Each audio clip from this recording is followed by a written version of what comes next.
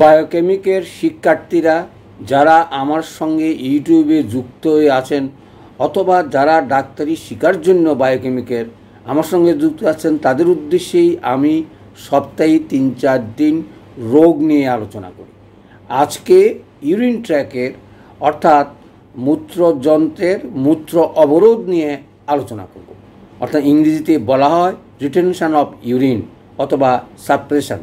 যাই হোক না কেন, আমরা মূত্র অবরোধ হলে অর্থাৎ মূত্র যদি প্রস্রাব থলি থেকে বের করার ইচ্ছা অথবা আটকে থাকে, বাইর না হয়, তাকে আমরা বলবো মূত্র অবরোধ।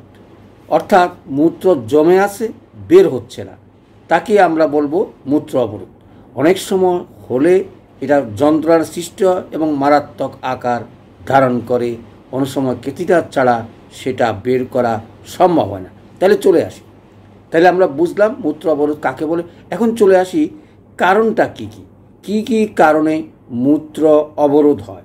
প্রথম কারণ যদি বলি, উপদংশ অথবা গনোরিয়া, সিফিলিস অথবা গনোরিয়া রোগ যদিও তার কারণে যদি নালীর সংকোচন হয় তাতে করে মূত্র অবরোধ হয়। 2 নম্বর, নালীতে পাথর যদি সঞ্চিত থাকে। 3 নম্বর, মূত্রপথে অর্বুদ বা টিউমার যদি হয়। 4 নম্বর, পক্ষাঘাত মূত্রাশয়ের কারণে হয় অথবা পলিপ যদি হয়। 5 নম্বর, কারণবশত মূত্র তৈরি যদি না হয়, কোনো কারণবশত মূত্র তৈরি যদি না করে কিডনি, তাহলেও সেটা হতে পারে। যাই হোক, চলে আসি, মূত্র নাশ অনেক সময় হয়ে রক্তের সঙ্গে মিশে নানা ট্রাভেলসের সৃষ্টি করে। চলে আসি, এই কারণগুলো আমরা মনে রাখলে আমরা বুঝতে পারবো এইটাতেই মূত্র অবরোধ। কিন্তু লক্ষণগুলো কী কী কী লক্ষণ বুঝলেই আমরা বুঝবো মূত্র অবরোধ অথবা রিটেনশন অফ ইউরিন হয়েছে।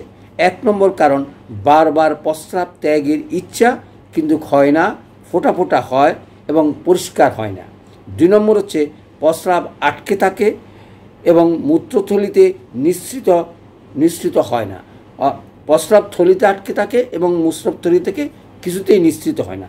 3 নম্বর, বারবার মূত্রত্যাগের ইচ্ছা সত্ত্বেও, শতভাগ চেষ্টা করার সত্ত্বেও ফোঁটা ফোঁটা ছাড়া বের হয় না এবং পরে একদম বন্ধ হয়ে যায়।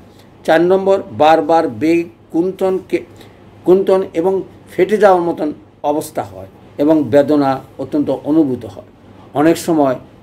5 নম্বর, তলপেটি স্ফীত হয়ে উঠে এবং বড় দেখায় এবং চাপলে ব্যথা করে এবং প্রস্রাব করতে ইচ্ছে করে।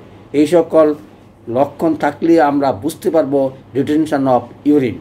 চলে আসি, তাহলে জানলাম কাকে বলে, কারণ জানলাম, লক্ষণ জানলাম।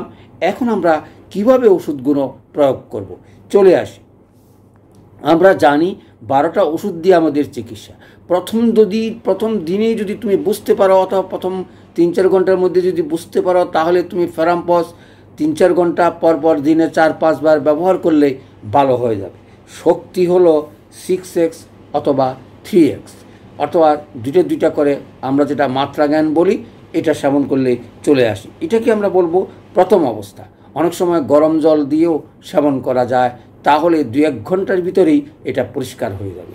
যদি না হয়, যদি ব্যথা শুরু হয়, তাহলে তো ওই যে বললাম ম্যাকফসের প্রয়োজন হবে। ম্যাকফ হচ্ছে স্নায়বিক এবং আক্ষেপিক, অর্থাৎ স্পাজম যদি না হয়, নার্ভগুলো যদি সঞ্চয় মতন ঠিক মতন ইনফরমেশান না দেয়, কাজ না করে, তখনই সেটার প্রয়োজন হয়।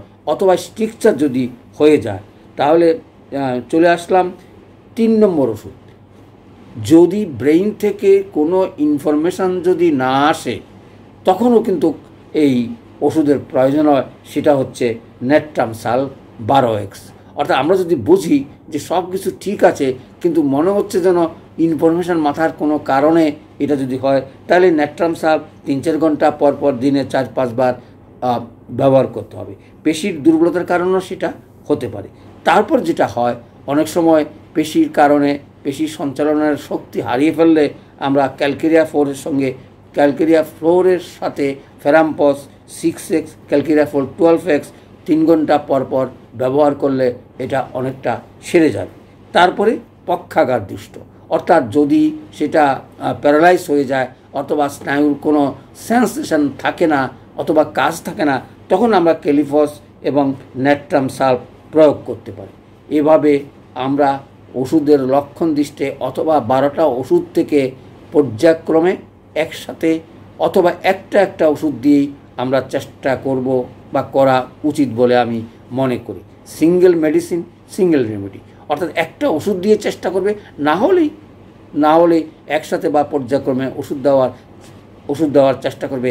যা কিছু হবে একদিন বা 2 দিনের ভিতরে তোমার এটা শেষ করতে হবে। কারণ প্রস্রাব ধরে রাখার ক্ষমতা অনেক সময় মানুষের থাকে না, সেটার জন্য অনেক সময় ক্যাথেটারও প্রয়োগ করতে হয়। তোমরা তাহলে আরও ঘনমাত্রা দিয়ে চেষ্টা করবে 3-4 ঘন্টার ভিতরে যেন আমরা প্রস্রাবটা স্বাভাবিক হয়ে যায়। তাহলে আজকে চলে আসি এই বায়োকেমিক ওষুধ পারিবারিক সেবা অথবা পারিবারিক সেবা দেওয়ার অথবা সামাজিক সেবা দেওয়ার, ডাক্তারি করা তাদের ইচ্ছে আছে, তাদেরকে আরও অনেক বেশি পড়ালেখা করে লক্ষণ মতন ওষুধ প্রয়োগ করতে হবে। তাহলে চলে আসি, আজকের আলোচনা শেষ করলাম। সবাইকে ধন্যবাদ।